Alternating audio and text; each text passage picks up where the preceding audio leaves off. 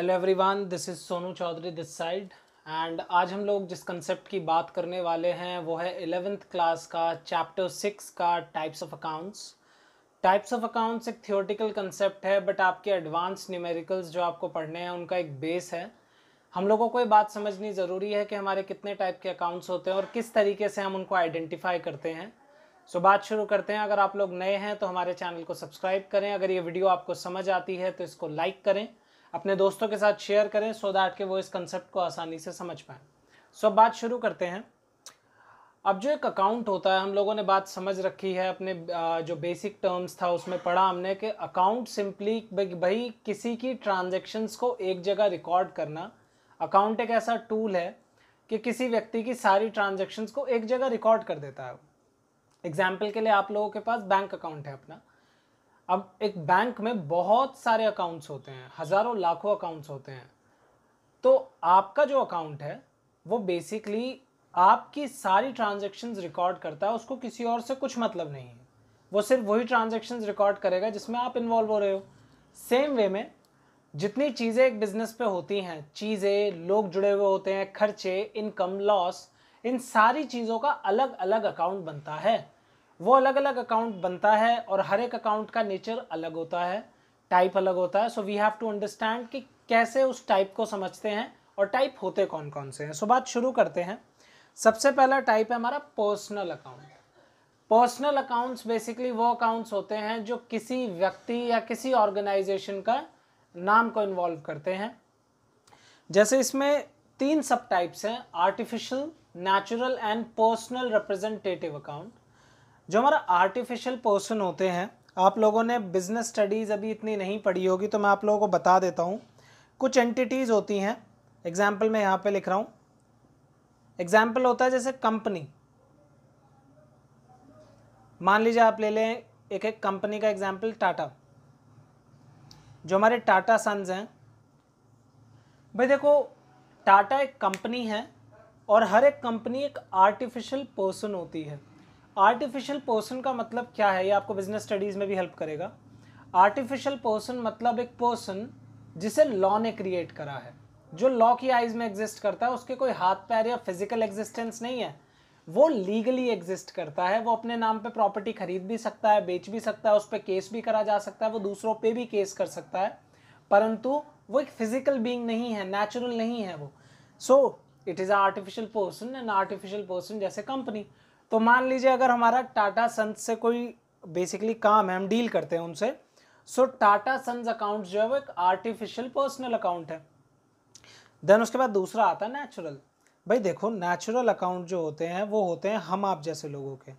Example के लिए अगर मेरे से कोई डील करता है तो मान लीजिए कि भाई आप मुझे कोई सामान उधार में बेचते हो तो आप मेरा अकाउंट प्रिपेयर करोगे, सोनूज अकाउंट। ओके, आपके बैंक में आपका अकाउंट है। सो मान लीजिए आपका नाम राम है तो राम्स अकाउंट, आपका बैंक आपका नाम इस तरीके से लिखता है। सो जो नेचुरल पर्सन्स हैं, इंडिविजुअल्स हैं, they basically come under natural personal accounts. अब इसमें एक लास्ट बहुत इंपॉर्टेंट बात रह गई जिसके लिए हमें ये दोनों एग्जाम्पल्स हटाने पड़ेंगे, दैट इज पर्सनल रिप्रेजेंटेटिव। बच्चों, कुछ अकाउंट ऐसे होते हैं, ये बात अभी आप समझ लेना, ये जब आप आगे न्यूमेरिकल पढ़ोगे तो ज़्यादा डीप में समझ पाओगे। कुछ अकाउंट ऐसे होते हैं जो एक इंडिविजुअल के नहीं होते, एक पर्सन के नहीं होते, बहुत सारे लोगों के होते हैं और उनका ग्रुप बना देते हैं हम लोग। कैसे? एग्जाम्पल समझते हैं। आप लोगों ने अकाउंट इन इक्वेशन में बच्चों एक एग्जाम्पल पढ़ा होगा, प्रीपेड रेंट या प्रीपेड एक्सपेंस। सेम वे में आपने एक और चीज़ पढ़ी थी, आउटस्टैंडिंग। आउटस्टैंडिंग रेंट ले लेते हैं, प्रीपेड सैलरी ले लेते हैं। मेन मुझे आपको बात समझानी है। बच्चों, आपने किसी को एडवांस में सैलरी दी है, तो जो सैलरी आप जिस व्यक्ति को दे रहे हो सकता है आपने किसी एक या दो एम्प्लॉय को सैलरी एडवांस में दी हो सकता है सारे एम्प्लॉयज़ को सैलरी एडवांस में दी हो। जिन लोगों को आपने सैलरी एडवांस में दी है वो हैं तो पर्सन ही, हैं तो लोग ही। अब बेसिकली जब आपने सैलरी दी तो उन सबका हिसाब रखना ज़रूरी है ना कि भाई किस किस को एडवांस सैलरी गई है और किस किस को नहीं।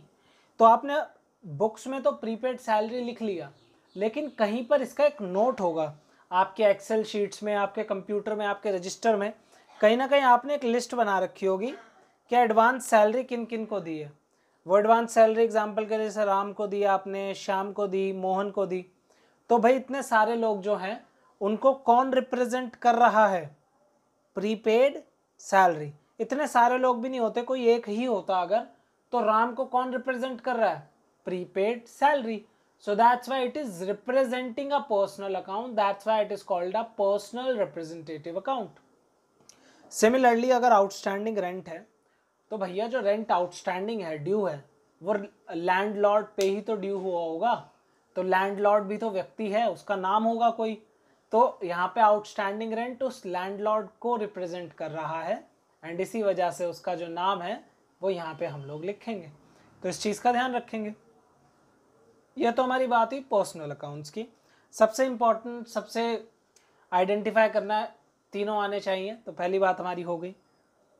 अब भाई अगर हम दूसरी बात करें रियल अकाउंट की, तो रियल अकाउंट जो है सबसे ज़्यादा होते हैं यूज़। रियल अकाउंट हमारे सारे एसेट्स होते हैं।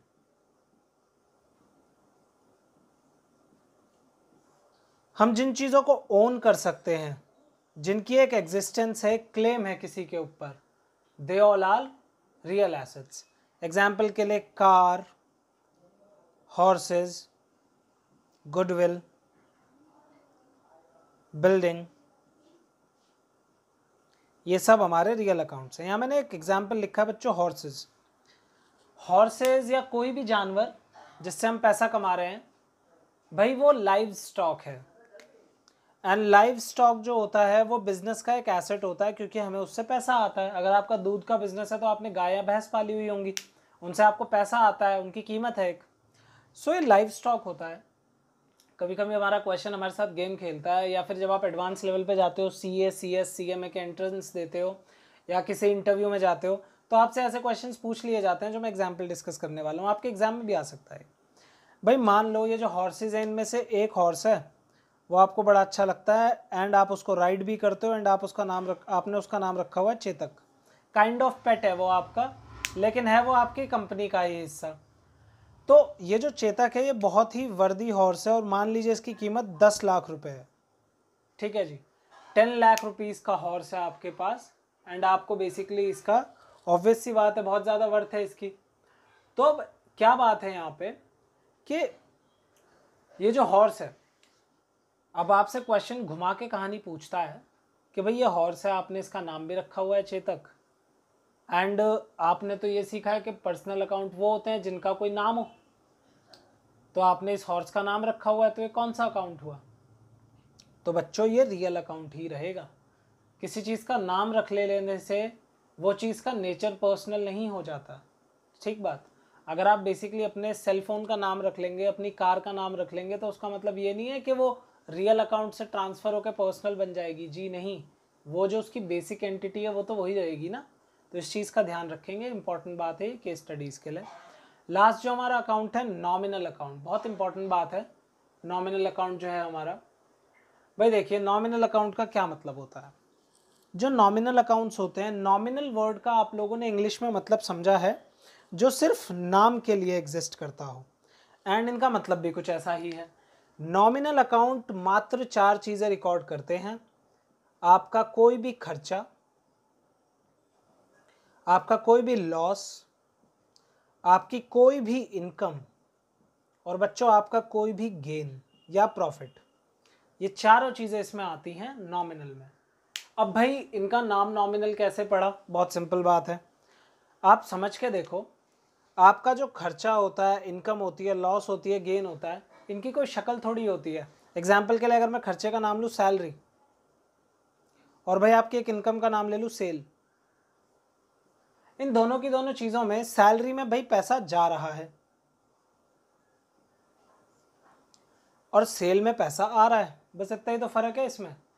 अब ऐसा तो है नहीं कि जो सैलरी के नोट होंगे उनका कलर कुछ अलग होगा, या सैलरी की कोई अपनी शेप है। जैसे हमें पता है कार ऐसी दिखती है, ट्रक ऐसा दिखता है, सैलरी तो बस पैसे होते हैं। सेम वे में सेल जो है उसकी भी कोई फिजिकल अपीयरेंस तो नहीं है, वो सिंपली एक इनफ्लो ऑफ कैश है। भाई जो ऐसे खर्चे या इनकम है, जो चीज़ें सिर्फ, जो अकाउंट सिर्फ इस वजह से बनाए गए हैं कि उन्हें बुक्स ऑफ अकाउंट्स में लिखा जा सके। इन अकाउंट्स को इसलिए बनाना पड़ा क्योंकि अगर हम इनके नाम नहीं रखते, सैलरी, सेल्स, रेंट, तो भाई इन्हें हम बुक्स ऑफ अकाउंट्स में लिखते कैसे। दैट्स वाई इन चीज़ों को नॉमिनल अकाउंट कहा जाता है, क्योंकि ये सिर्फ पैसे का आना जाना ही है। इनका सिर्फ नाम के लिए नाम रख दिया गया है सो दैट कि इनको बुक्स ऑफ अकाउंट्स में लिखा जा सके। सो ये हमारा बेसिक मतलब था पर्सनल, रियल एंड नॉमिनल का। अगली वीडियो में हम लोग rules of debit and credit discuss करेंगे इन्हीं तीनों के रिस्पेक्ट में। आई होप आप लोगों को बात समझ आई होगी।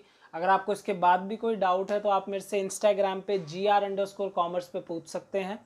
कोई अगर सजेशन है तो नीचे कमेंट्स में हमको दे सकते हैं। हमारे चैनल को सब्सक्राइब करें। Thank you very much.